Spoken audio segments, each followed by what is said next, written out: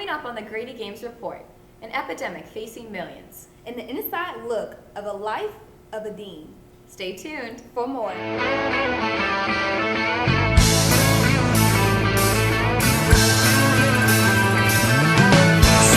one told you life was gonna be this way. Your job's a joke, you broke, your love life's the away. It's like you're always stuck in second gear, when it hasn't been your day, your week, your month, or even your year. But I'll be there for you when the rain starts to fall.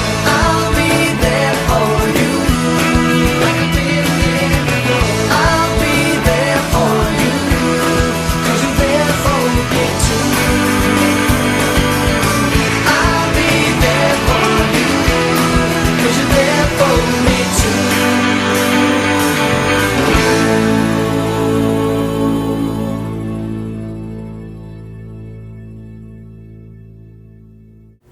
Hey there, welcome to the 2015 Grady Games Report. I'm Grace Pepley. And I'm Adoria Hughes. Let's get started. A North Texas police officer has been put on paid administrative leave following an incident at a community pool. Grady correspondent Indira Cunningham has more on the story.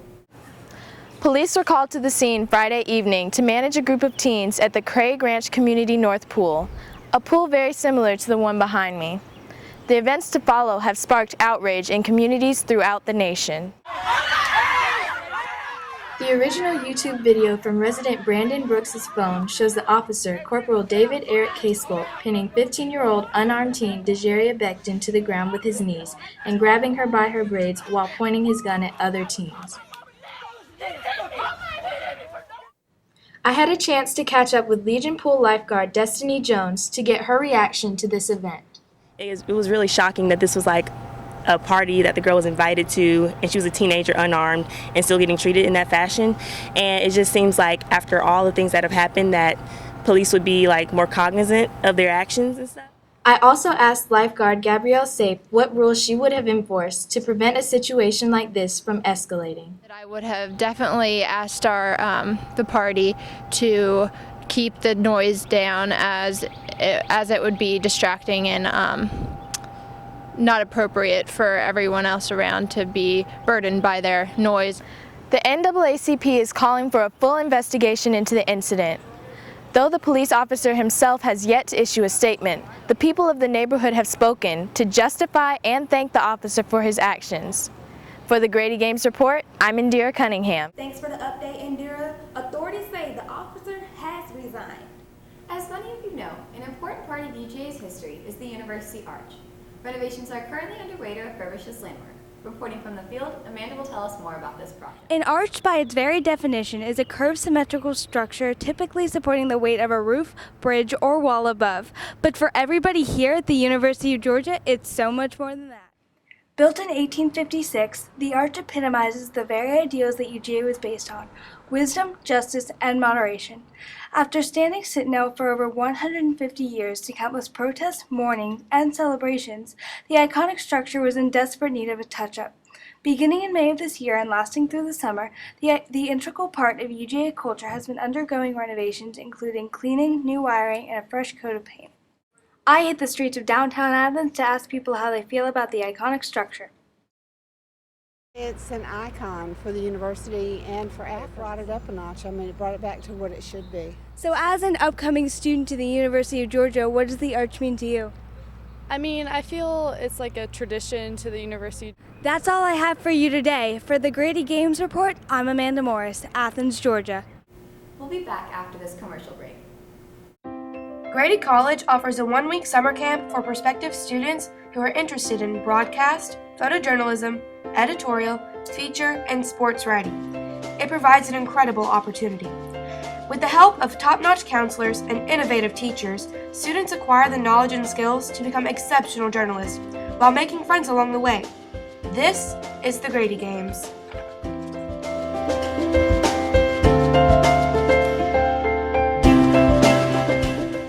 The upcoming Bulldog football season is in full swing. Sam Ellis will give us a behind-the-scenes look at the football program in an exclusive interview with Jamel Terry. I'm Sam Ellis here at Sanford Stadium, and not many people know the work that actually goes into making a great, successful football program as UGA. We were able to sit down with #1 prospect from South Carolina and current cornerback for the UGA Bulldogs, Jamel Terry. Tell us about your recruitment process being the #1 prospect in South Carolina. It was cool because I got a lot of attention, and at first, every recruit, that's what you want to be. And it became overwhelming. Every school in the country was going after you, was trying to sell you. I got to the point where I didn't know where I wanted to go, and it took to the very end between Georgia and Clemson. So what would you say that UGA did to make you come to the school over Clemson? Family environment, like some guys now who's in the NFL, like Rambo, Marlon Brown, they took me in. So what's it like playing for a coach and just a program that's been so successful in the SEC and with players in the NFL? It's something that I dreamed about, and so it's not a big deal. It was when I first got here. For the upcoming season, what are you most excited about? Playing, and I feel like we got a good chance to win the national championship this year. Grady Games Report. I'm Sam Ellis, Sanford Stadium. With such great football players, I can't wait for game day. That's for sure. Don't change that channel. We'll be right back. UGA has installed water refilling stations to reduce the amount of plastic bottles used on campus. This project earned UGA the Fox McCarthy Certificate of Achievement in 2007. Also, 50% of waste is being recycled after separation into labeled bins that are found in most UGA classrooms. So join the movement and help Red go green. Although the focus here at UGA is usually solely on football, our golf team has had quite a few accomplishments as well. I had the opportunity to sit down with the head coach of the men's golf team, Chris Hack, to talk about their success. I played a lot of junior golf, and that's what I recruit. So I kind of understand the lay of the game when it comes to junior golf and how all that happens. I spent 16 years running national junior golf tournaments around the country with all the best players. So from a recruiting standpoint, I knew where to look to find good players. Now, you've led your team to 2 national championships, the only 2 in school history. So how do you motivate your players to maintain such a competitive edge? Well, we've got good facilities. We bring in highly competitive kids, and they compete at a high level against each other to try to get to the next level. Now, one of the great players that you've coached has been Bubba Watson, a 2-time Masters winner. How do you think his exposure to Georgia's program contributed to his success? Well, he had to learn how to deal with a lot of adversity. Bubba was an All-American his first year here, and then he didn't play his second year, which was pretty hard because that was his senior year. He had 5 All-Americans in front of him. And so again, being that it was that highly competitive that a guy like Bubba, who was so good, couldn't get in the lineup, tells you that, you had to work a little harder to get to the next level. And Bubba was ultra talented. Since Coach Hack wouldn't tell me his secrets, I should probably stick to reporting. Yeah, that's probably a good idea. Grace, who is the 10th president of the United States? Gosh, I don't know. Me either, but let's see how others react when their knowledge is put to the test. Asking all them questions. Asking all them questions. Why you asking all them questions? Making statements. Feel that the Red Sox and the White Sox are going to join forces. Well, what I feel like is, both of those teams are my favorite, so I'm actually pretty happy about that. How do you feel about Kim Kardashian trying to be the new mom, the face of 19 kids and counting? Incredibly scared. Her as a mother in general is kind of scary. So how do you feel about the Florida Marlins winning the NBA basketball championship? I think that they did good and they deserve it. Elijah Johnson did a good job on the court. Yes. Yeah. Can you tell me how you feel about James Monroe's speech in Washington yesterday? It was really good. I felt really inspired at the end of it. I think he was talking about trying to drop the taxes. Do you know what those 13 stripes and 50 stars stand for? I think the stars stands for how many stars come out at night around 8 o'clock. And the stripes stand for how many stripes the lady had on her shirt when she made the flag. Oh yeah, that's correct. I guess it's time for us to catch up on our current events and fun facts. Clearly. Students here on campus love music, but how well do they really know their favorite songs? Now to Nadia to find out. Oh, hi! Welcome to Grady Tonight. I'm Nadia, and I'm here to give you a little insight on today's hottest hit. The most popular songs out right now are Hey Mama by David Guetta and Nicki Minaj, Fun, Pitbull featuring Chris Brown, Earned It by The Weeknd, and Talking Body, Tove Lo. Let's see how good the students on campus are at recognizing today's hottest hit. I'm gonna say the lyrics of the song and you just say who it's by and the title. Wow, okay. Okay. I wish for a cabin when it came near, the license plate shined brighter and had dice in the mirror. Fresh Prince of Bel-Air by Will Smith. Okay. All the gangbangers forgot about the drive-by. You gotta get your groove on. This is how we do it.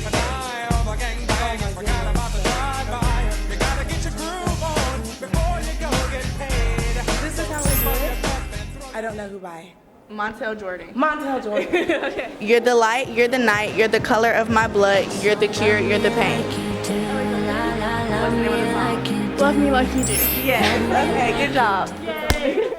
For Grady Tonight, I'm Nadia Seegers reporting to you from News Source Studios. I still have that song stuck in my head. Yeah, me too. Many people are unaware of the severity of the hoarding issue facing our nation. A shocking 1.2 million Americans are diagnosed as hoarders. And a case right here on our very own home campus has just been discovered.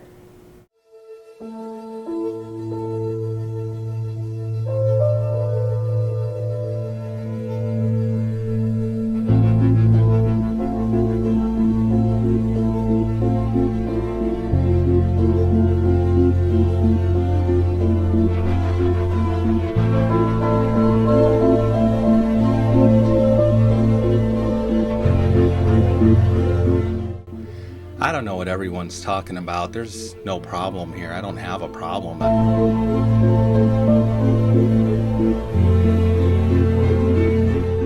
Don't touch that. This is a cassette tape. You gotta be careful. You don't want to.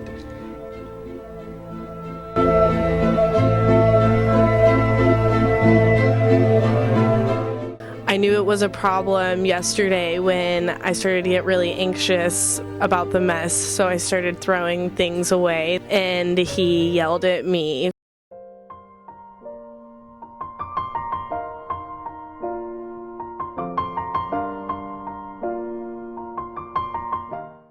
Thank you for that report. I sure hope Joe's office stays clean. For his sake and for ours. You may be familiar with Humans of New York, a collection of stories about residents of the city. But Willie and Carolyn are going to introduce you to our take on things, Humans of Grady. Hello, I'm Willie Denley. And I'm Carolyn Fullwood. You may have heard of the social media sensation Humans of New York. But obviously this is in New York. So today we'll be showing you the Humans of Grady. The Humans of Grady are small tidbits of Athenians discussing quirky personal stories about their experience at Grady College. So what's the most interesting thing that's happened to you while you've been at camp? We've been sharing the O-House dorms with the football players, so they got the order that they're not allowed to talk or speak to us. So the other day when we were riding up to our dorm room, they got out of the elevator right in front of us, and they were all covering their faces and like being really quiet as they were walking by us because they really didn't want to break the rules. I realized I was a terrible skater. I've been told I look like Andrew Garfield around camp. And actually, when I was interviewing some people on the street, I was asked if I was Andrew Garfield. So that was pretty interesting. Wow, that was amazing. Definitely. Well, I'm Willie Danley. I'm Carolyn Fullwood. And we're live from Athens with the Grady Games Report. This week, we got to sit down with the dean and see how much of a boss he really is. Hello, Dean Davis. Welcome to your annual performance review. I hear you're in charge around here. Absolutely. I'm the dean. Take me through a day in the life of the dean. Well, first, press conference like a dean. Kicking back like a dean. Making it rain like a dean. Like a dean! Like a dean! Like a dean! Like a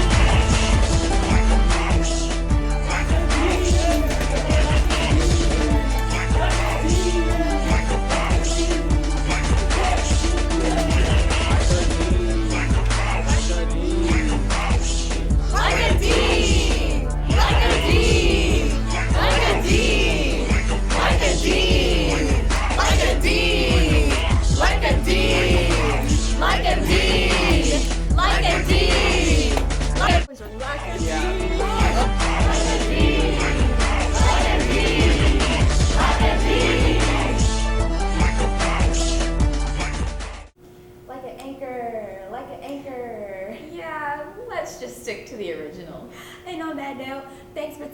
to the 2015 Grady Games Report. I'm Adoria Hughes. And I'm Grace Pepley.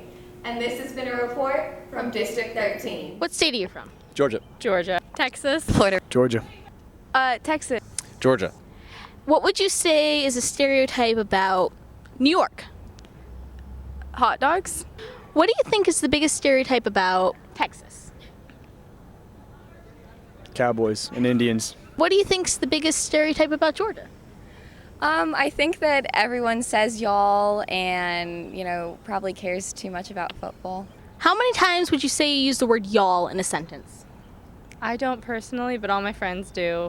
Never. No one in Florida really says that. I don't know what y'all are talking about. My max is like 50 in one sentence. Probably a lot. On a scale of 1 to 10, how much do you like football? 11. 10. Probably like a 3. 9.5. Well, I guess the largest stereotype about UGA is almost everybody's from Georgia.